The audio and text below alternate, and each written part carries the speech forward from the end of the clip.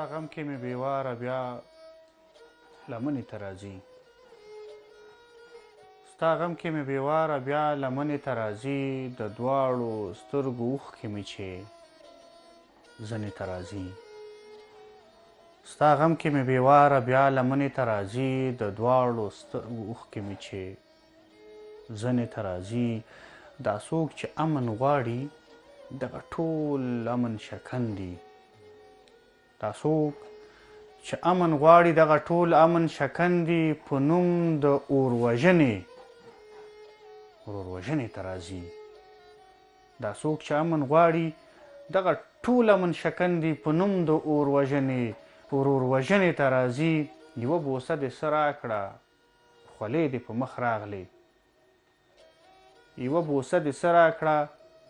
خولې دې په مخ راغلې دا څومره اندېښنې لا تا ډارنې له راځي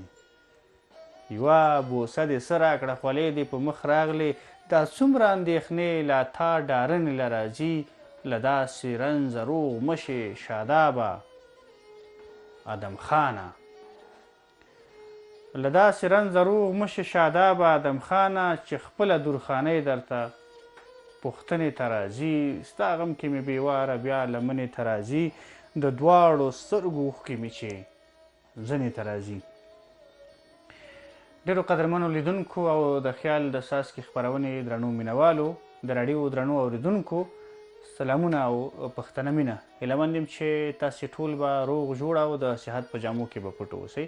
خوشحاله یو چې د خیال څاڅکي د خپرونې وخت بیا راورسېد دغه دی زه ماهر احسانزی له یو بل ځوان شاعر سره او لیکوال سره ستاسې خدمت ته حاضر یم د ده د شاعرۍ د ده د فکر او هنر په اړه به تاسو ته معلومات هم درکوو شعرونه به یې مورو او کیسې به هم ورسره کوو په نن خپرونه کې را سره ځوان او تکړه شاعر د ښه فکر خاوند د ښو کلمو خاوند ښاغلی انعام الله مینتبار میلمه دی مینتبار صاحب د ننګرهار له ولایت سره تعلق ساتي دی له تېرو یولسو کلونو را په دې خوا شاعري کوي چې تر اوسه پورې یوه د شعرونو ټولګه چاپ شوې ده دغه راز یوه ژباړه چاپ شوې ده راټولونې هم کړي دي چې د چا خبره ګوته کې غمی یا مثلا په پنځو کې د شمار شعرونه یې راټول کړي دی هم چاپ کړي دي او د ټپیزو یوه ټولګه هم لري له ده سره ډېرې قصې لرو پیل به ده ته د هرکلي نه وکړو مینتبار صاحب خدای مو راوله ستړي مه شئ ډېره مننه احسانزی صاحب تاسو ته او درنو اورېدونکو ته سلام علیکم خدای دې وکړي چې شپې ورځې به در باندې ښې تېرېږي کور مو ده ډېره مننه مینتبار صاحب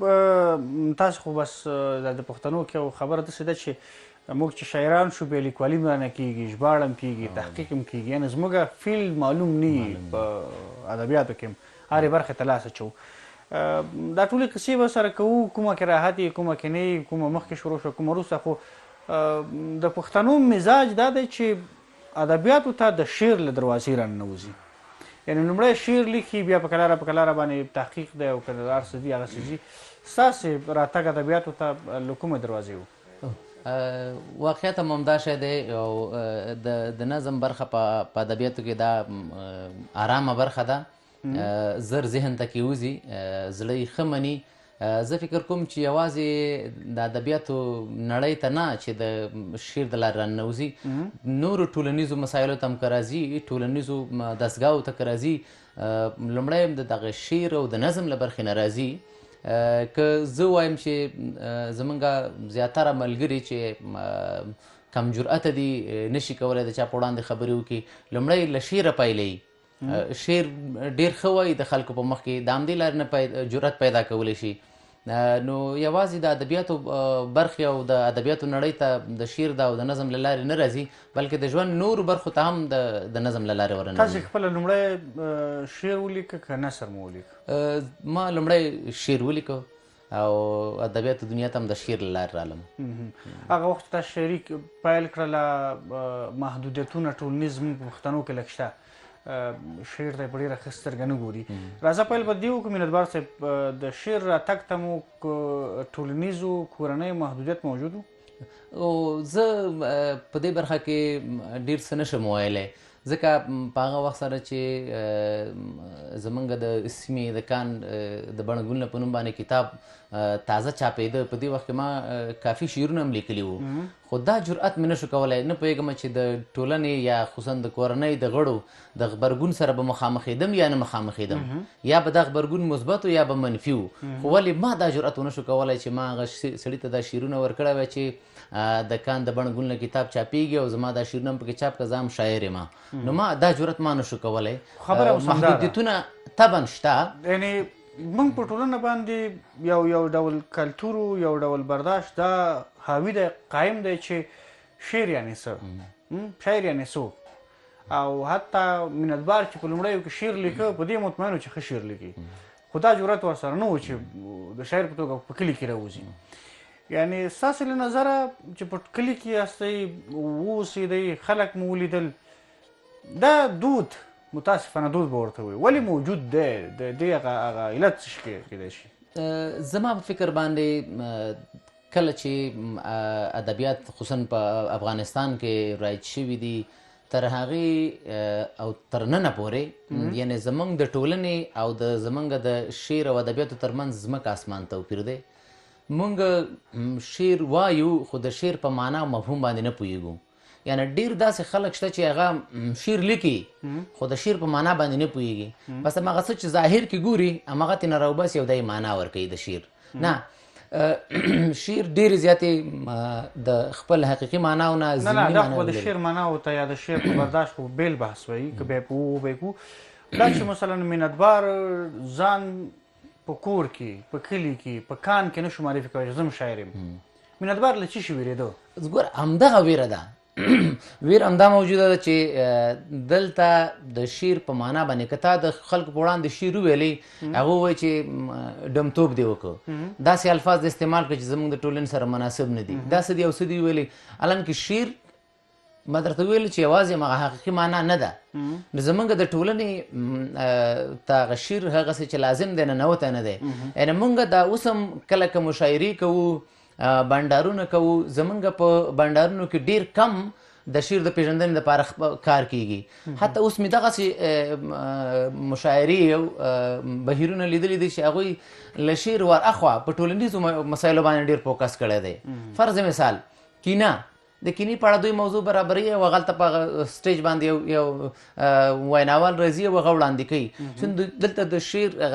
په شعر کې استعاره شته، څوک یې نه پېژني، په شعر کې سمبول شته، څوک یې نه پېژني، په شعر کې تشبیهات شته، څوک یې نه پېژني، ورته څوک کار کوي. زما خپل نظر دا دی که چېرته د شعر دپاره کم کار وشي، یعنی البته د ویلو دپاره عامه پوهاوی ورته مهم دی. عامه پوهاوی ډېر زیات مهم دی. نو دا څومره کتابونه چې ولیکل شول، دا د ادبیاتو پوهنځی چې برابر شو، تیزسونه وشو، حتی په ادبیاتو کې دکتوراوې وشوې، دا په خپل ذات کې یو مصداق د دې نه دی چې دا په درد خوري، دا مهم ځای دی، مهم اړخ دی. نه شته، داسې هم نه ده چې بیخي په ادبیاتو کې بیخي کار نه دی شوی، یا د دې د رایجولو دپاره بیخي کار نه دی شوی. شوی دی، هسې کار ورته شوی دی. اوس که تیزیس لیکي یو سړی، خو تیزیس به کیدای شي ستا په سوی، زما په سوی وي، یا به د بل یو محصل په سوی باندې، یا له محصل فارغ شوی د هغه په سوی وي. یا که کتاب لیکل شوی دی، طبعا د پانتون استاد به لیکي، یا د ادبیاتو یا د شعر متخصص به لیکي. د هغه فکر او زموږ د عامو خلکو فکر دا یو څه توپیر لري. او هغه خلک چې د کتاب په رایجولو کې ستونزه لري، هغه ټولنه چې کتاب نه لولي، هغه ټولنه چې تیزس ته اهمیت نه ورکوي، هغه به د شعر په معنا باندې څه پوه شي. ښه خبره دا ده چې په ادبي بهیرونو کې، په ناستو کې، په هر ځای کې د شعر په پیژندنه باندې خبرې وشي، شعر خلکو ته معرفي شي، د شعر د رایجولو لپاره کافي اندازه کار وشي. شوی به ډېر کم به ورته شوی، چې زیات شي نو بیا به انشاءالله زموږ د ټولنې زما غوندې بل ځوان دا جرأت به ډېر په میړانه باندې کوي چې لومړی شعر ولیکي، خلکو ته به وړاندې کړي. یو بل علت هم دلته شته د احسان صاحب چې زموږ دغه ټولنه او دا کورنۍ موږ ماشومان محدود ساتو، موږ هغوی ته دا اختیار نه ورکوو. که د مشر په مخ کې موږ یو استدلال وکړو و چې ته د مشرانو په وړاندې بې ادبي کوې، چپ شه، ته سپین سترګی یې، ته خبرې ولې کوې، ته مه کوه دا خبرې، تا ته ضرورت نشته دی، ته لا وړوکی یې، ته ډېر داسې القاب او اصطلاحات ورته کاروي چې هغه د ده په ذهنیت باندې بده اغېزه کوي او دی نشي زغملی، دی هم همداسې محکوم پاتې شي. یو علت دا هم کیدلی شي چې موږ ته چا وخت نه دی راکړی، موږ چا نه یو پرېښي خبرو کولو ته، موږ چا تشویق کړي نه یو، موږ چا ته موږ ته حتی دومره نه دي ویلي چې ته ډېر ښه موږ دا ویلی چې موږ چا زغملي هم نه یو حتی بلکل که زه یوه د کار خبره کوم یا مثلا یو سره نه ارادي غیر ارادي ویل کېږي چې زما کلیوال زما ما نه مشر فکر کوي چې دی که داسې روان دی خو ډېر ښه غږېږي، سبا به دی مخکې لاړ شي، شهرت مسله یا د قدر مسله یا بله، زغم هم مهم دی ډېره زیاته مهم دی.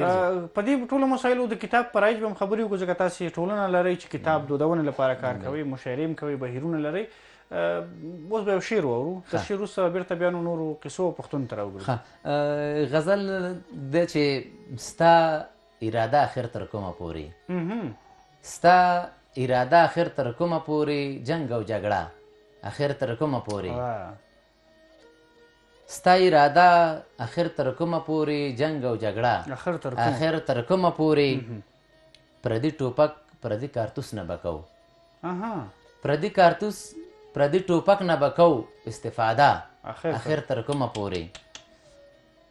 او په نیمه شپه مې په کورو راوړي، په نیمه شپه مې په کورو راوړي، دا ګزاره اخر تر کومه پورې،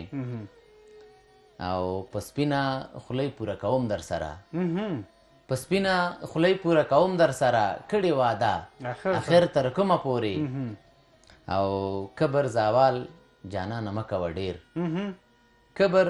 زوال جانانه مه کوه ډېر، یې به ښایسته اخر تر کومه پورې، جنګ او جګړه اخر تر کومه پورې، کبر زوال جانانه مه کوه ډېر، یې به ښایسته اخر تر کومه پورې، یې به ښایسته اخر تر کومه پورې. ډېره مننه مینتبار صاحب، ژوندی اوسئ. او موږ مخکې په کتابو په دې مطالعو په دې مسایلو خبرې کولې، خو بحث مو دا و چې ټولنه کې د شاعر په توګه د راڅرګندېدو لپاره ځینې عوامل دي چې موږ پټوي. په دې به خبرې کوو، ستاسې د بهیر په تړاو به هم خبرې وکړو چې کار پکې کوئ، ستاسې په شاعرۍ او په نثر په ژباړه هم خبرې سره وکړو. خو لنډه دمه لرو، تر دې دمې وروسته درنو لیدونکو بیرته راګرځېږو. تاسې له شمشاد راډیو او ټلویزیون سره پاتې شئ.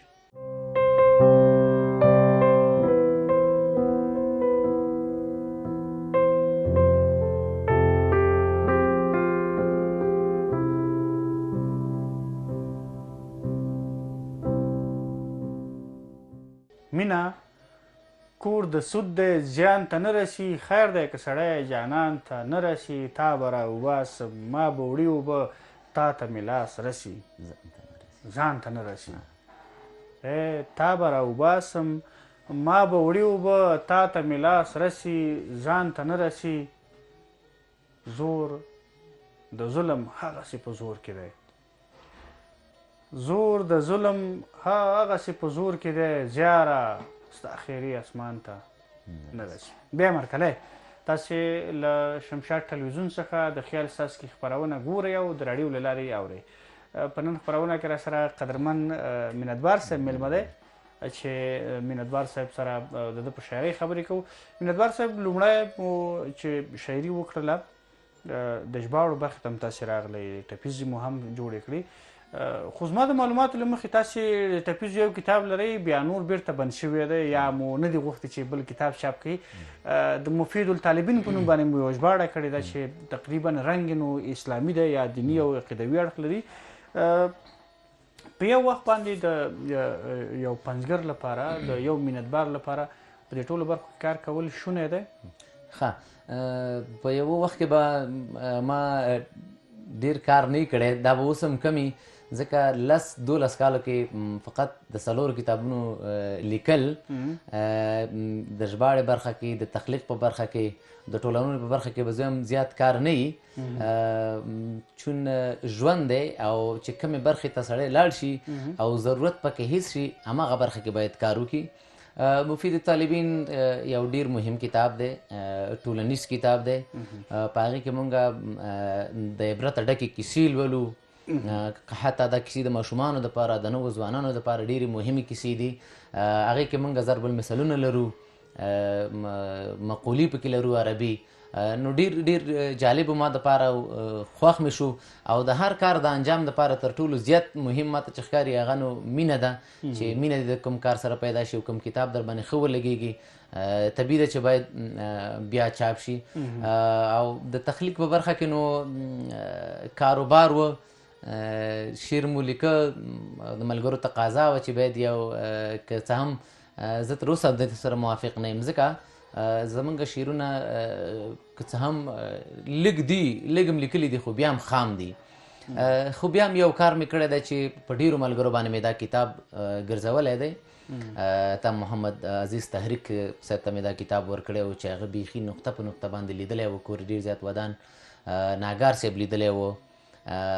دادمابند ناوک کې یو ډېر ښه نقاد و هغه وخت سره په ادبیاتو پوهنځي کې هغه هم لیدلی و. نو په ډېرو ملګرو حتی اوسه مې بیا خپله خواري وکړه چې هم د ملګرو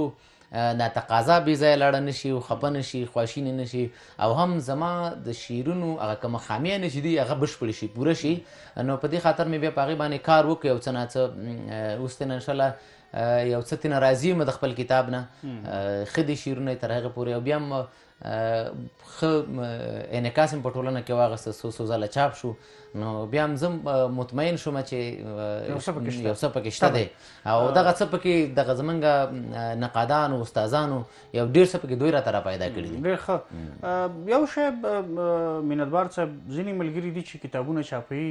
بیا پخپیوانه کېږي کوئی کاشکې نه مې وایي چاپ کړی. یا ځینې ملګري دي چې 10 کاله د شاعرۍ کېږي بیا 15 کاله 6 اوه 8 9 کاله شاعري خطا کوي د وروستي کال داخلي چاپوي که نه او بیا لیکي زما لومړۍ ټولګه.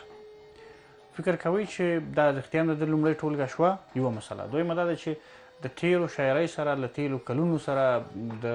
د ادبیاتو سره بیا د ظلم ونه کړ. بلکل زه داسې فکر کوم چې د ادبیات مطلب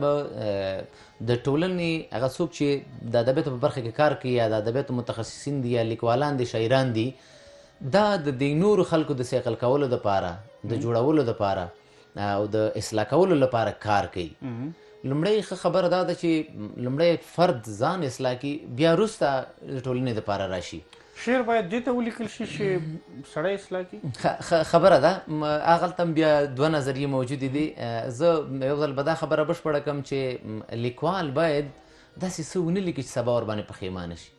یا دومره احساساتي برخورد هم باید د ادبیاتو سره ونه شي خو تخلیق خو احساسات دي نه چې سم لاسي بیخي زر راشه یو څه ولیکه سم احساسات دي شعر دې ولیکه که نور هیڅ چاته اول خو دې کې شرم په کار نه دی. لاړ شه استاد سره کښېنه په دې باندې مشوره وکړه ورته یې ورکړه چې ویې ګوري حتی لوسه کوښښ وکړي په دې کې ستا دا شعر جوړ کړي تر وروسته مطمئن شوې د هغې نه وروسته بیا دا شعر ستا شو. که بیا دا هم نشي کولی دا یو تجربه وکړئ. یو موضوع دا ده یو داسې یو څه دي چې هغه سړی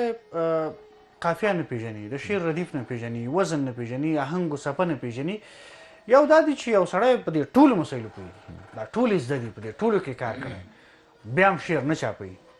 دی فکر کوي چې زه باید شعر چاپ کړم چې هغه د پلاني صاحب چې دی که نه یعنې موږ باید پلاني صاحب پسې ځان ورسوو بیا شعر چاپ کړو که نه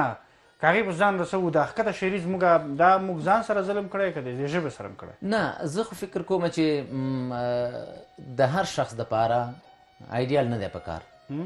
یو شخص مشخصول نه دی په کار چې زه د ده په څېر شم. هڅه وکړه خواري وکړه چې د شعر کومې ځانګړتیاوې دي په هماغه ځانګړتیاو باندې شعر ولیکه. شعر چې کومې غوښتنې لري شعر چې کومې غوښتنې لري په هماغه غوښتنو باندې شعر ولیکه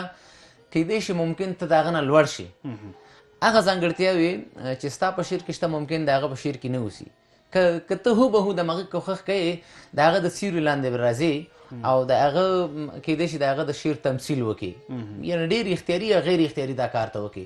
نو ښه خبره دا ده چې ځان ته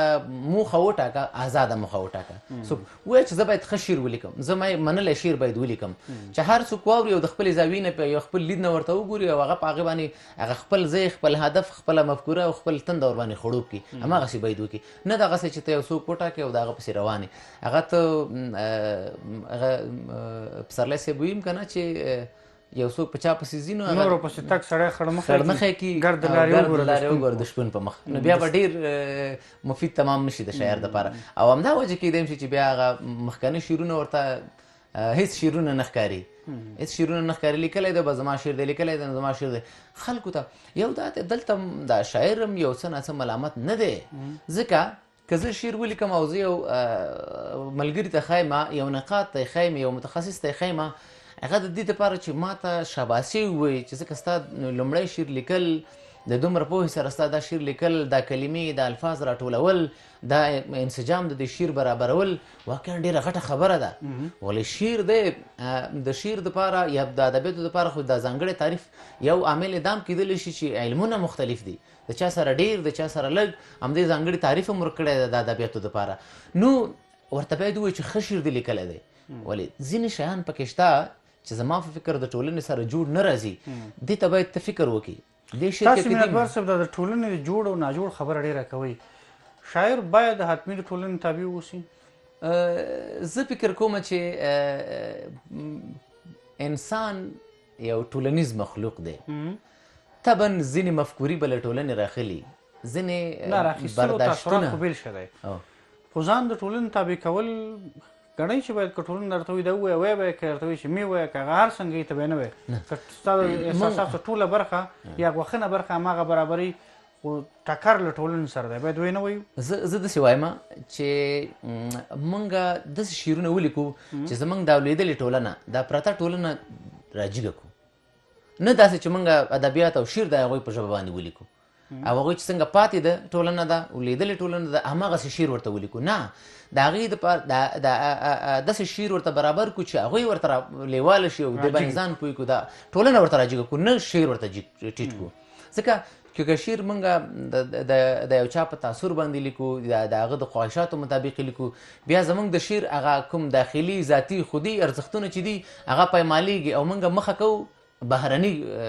یا کسبي د ارزښتونو ته نو هغه شعر که شعر وي عمر به ډېر کم وي او هغسې چې لازم و شاید باید هغسې شعر به بیانوي ښه له تا به بل هم شعر واورو بیا به نو هغه نه وروسته نورې کیسې کوو بل شعر داسې دی چې د ګاونډیانو مو په سر و مال چې کار نه کیده د ګاونډیانو مو په سر و مال چې کار نه کیده ځکه په غرونو مو نختر کلي چینار نه کیده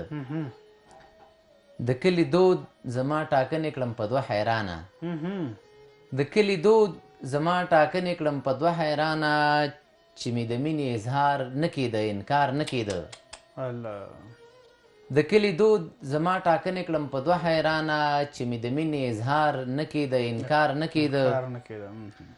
دا یوه نښه د پښتون پښتونولۍ ده راکي دا یوه نښه د پښتون پښتونولۍ ده راکي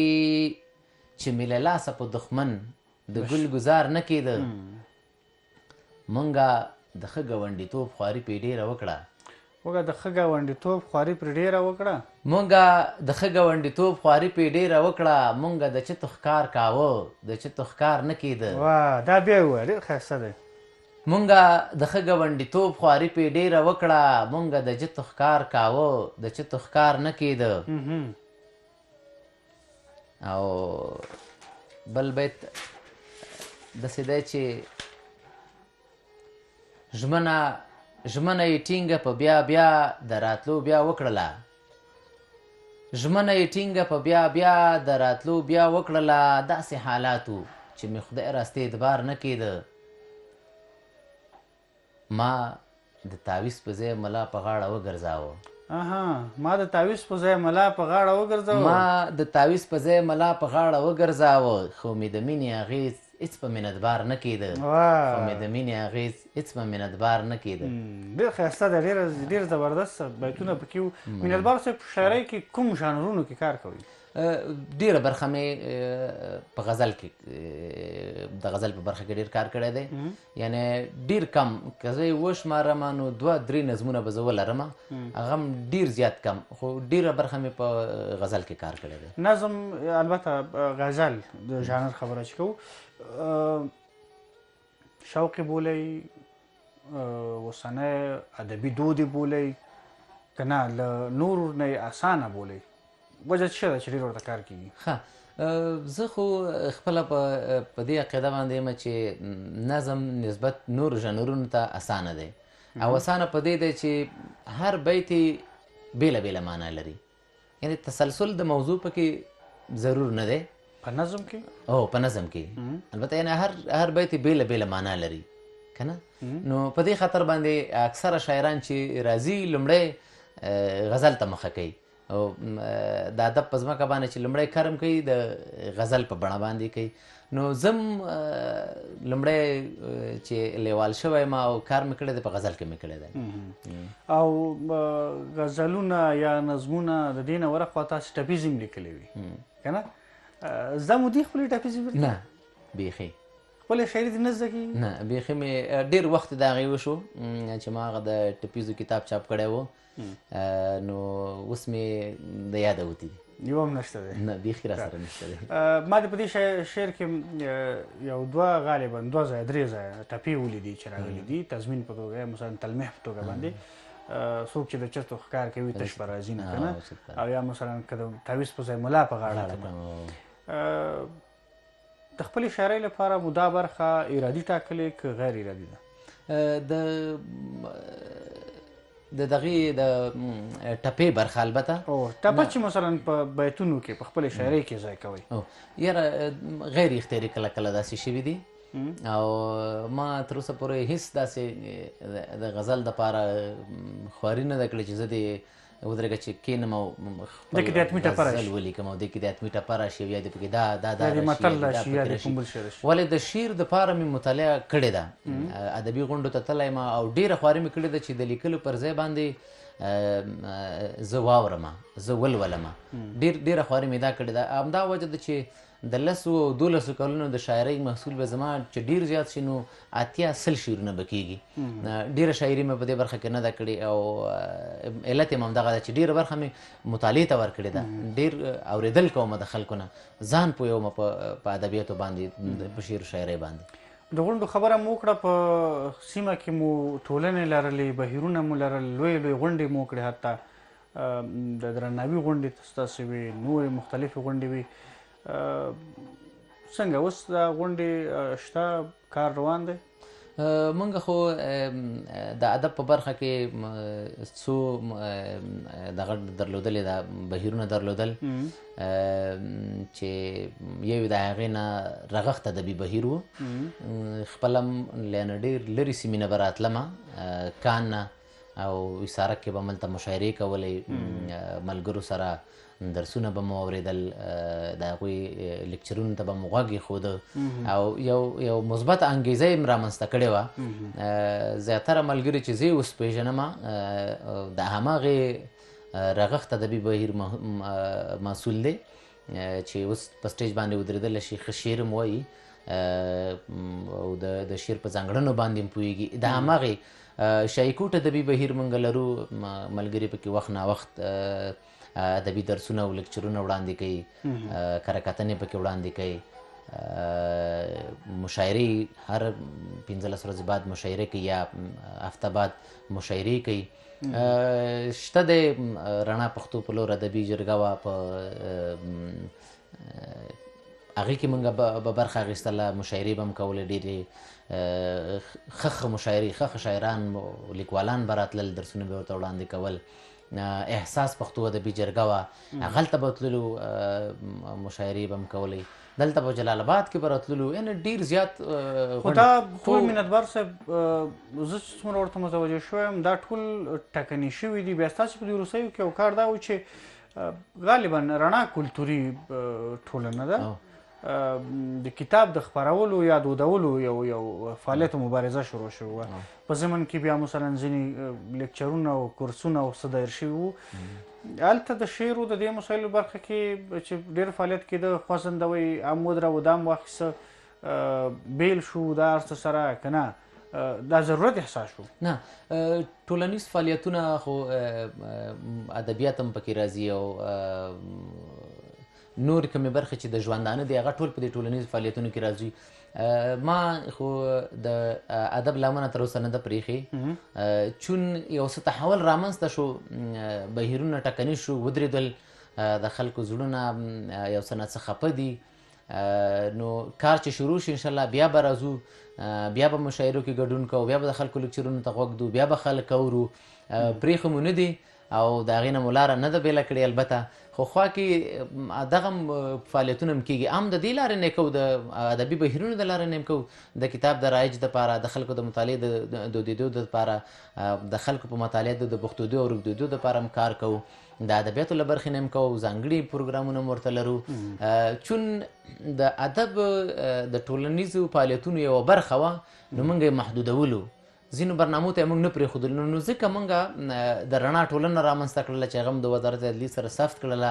او خپل ځان هم قانوني کړو بیا هم نورو برخو کې کار وکړو خو د ادبیاتو د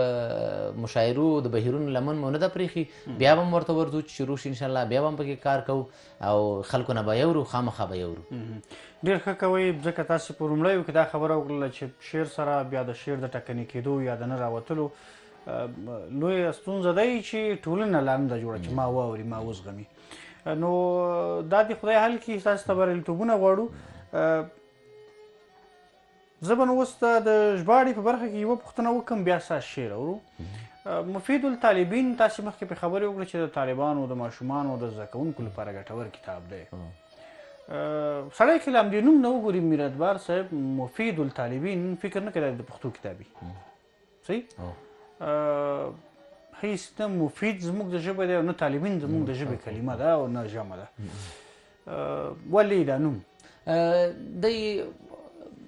مخکې م ته یادونه وکړه چې عربي کتاب دی او ډېری په مدارسو په دې ځایونو کې ویل کېږي نو موږ ورته د دې نوم ورکړی و چې د مفید الطالبین پښتو ژباړه د دې دپاره چې خلک بل ګمان په ده باندې ونه کړي چې دا د کومې کتاب ژباړه ده او څه شی دی او څه شی نه دی نو فقط هماغه م ورته لیکلي دي چې د مفید الطالبین پښتو ژباړه که نه نوم هم ورته ډېر دغه کړی نه دی بدل کړی نه دی او خو نه اوس مثلا نوم بدل نه شو خپله نو ژباړه بیا یو څوک دی یو څوک ډېر دقیق سړی دی ځیرک دی او دې نقطو پسې ګرځي هغه وایي چې ژباړن صاحب تا د دې کتاب د نوم د ژباړلو هڅه نه ده کړې که نه خدای مکه ته پرې نه یې توانېدلی دا نوم وژباړې خو نوم به دې ژباړلی او قوس کې به دې لیکلي مفید الطالبین تا چې دا نه دی کړی نو تا به وایي چې دننه به دې کیسه کړي دې کتاب ته موږ نوم ورکړی و ګټورې خبرې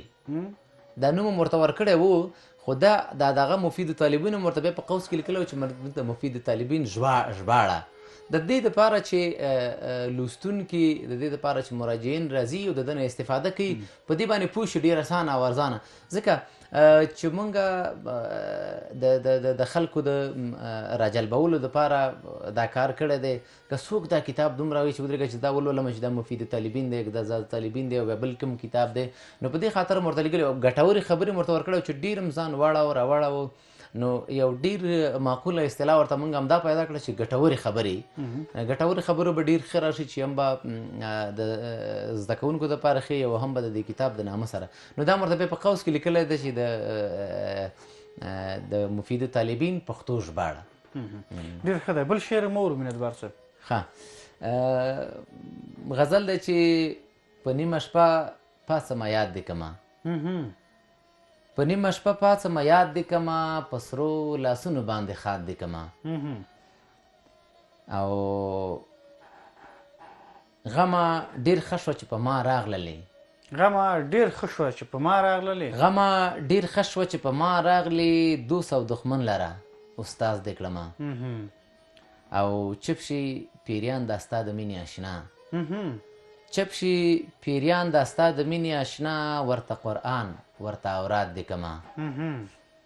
او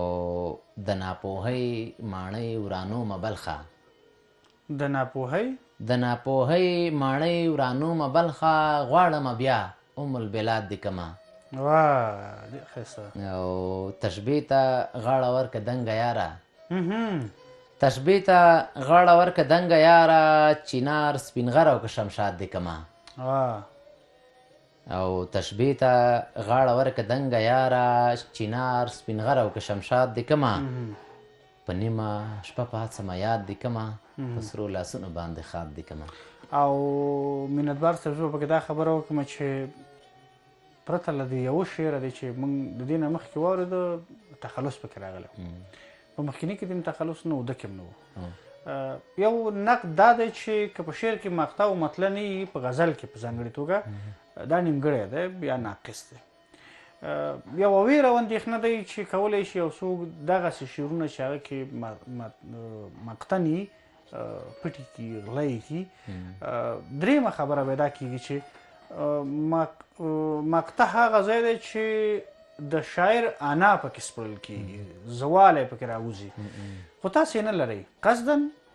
نه، زه خو د شعر سره بیخي سرسري برخورد نه کوم. ما که یو غزل لیکلی دی 6 بیته 8 بیته 10 بیته او بس بالغ لاندې مې ایښی دی، جمعه پس مې راغستی دی او بیا مې پکې چاڼ شروع کړی دی، بیا ایډیټ شوی، بیا مې پکې ایډیټ کړی دی. نو 3-4 ممکن یو بیت نیم بیت دا مې ته نه بیا لرې کړی دی او پرېښی مې دی په خپل حال باندې. بیا د ځینو ملګرو سره چې په دې برخه کې کافي تجربه لري او پوهېږي په دې، حتی هغوی ته مې هم ښودلی دی چې سبا زه د نورو په مخ کې د خپل غزل په لوړه او هسکه غړۍ نشم ویلی. ښه خبره دا ده چې دا اوس د دې ملګري په واسطه باندې دا غړۍ همدلته ټیټه ورته کړم او دا خپل شعر جوړ کړم. زما د تخلص د نه راتلو یو علت ممکن همدا وي چې ما په شعرونو کې تخلص ډېر نه دی راوستی، که راوستی مې دی ډېر کم مې پکې راوستی دی. خو ولې مینتبار خپل احساسات، خپلې تجربې، خپلې مشاهدې، خپل دروني کیفیت دا د سانزي مخې ته کېږي، دا وګوره دا زه اوس ویلی شم که نه شم ویلی؟ ولې؟ ما مخکې ویلې که نه چې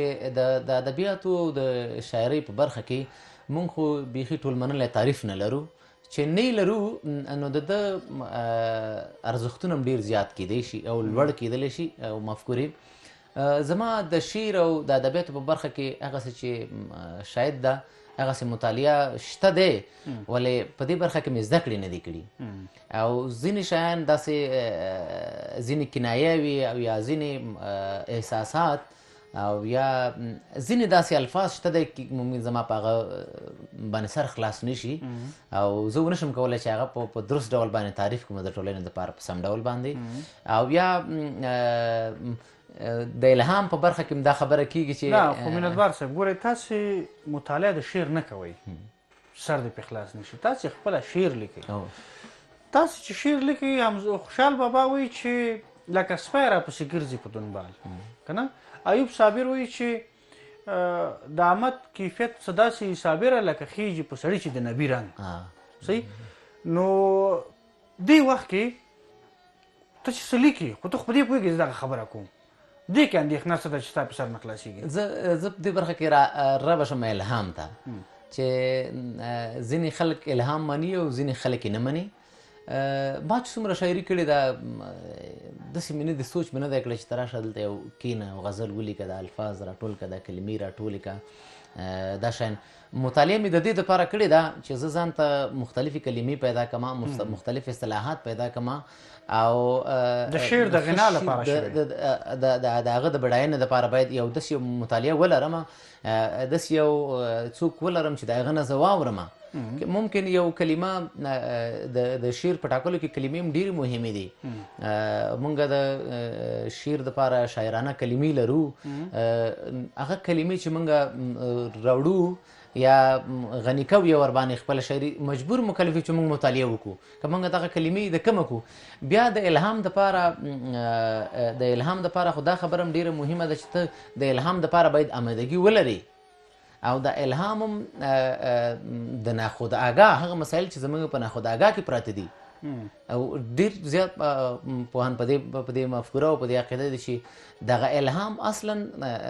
هغه مسایل یعنې زموږ په دې خود آګاه کې چې د شعور 3 برخې دي، په دې کې چې څومره مسایل پراته دي، یعنې د دوی 10 چنده او 100 چنده ډېر مسایل په ناخود آګاه کې زموږ پراته دي او موږ په نیمه ناخود آګاه کې ځینې داسې مسایل لرو چې فرض مثال تا کله چېرته وګورم نو زړه مې در باندې اوبه وڅکلې، وایم چې دا مې چېرته لیدلی دی.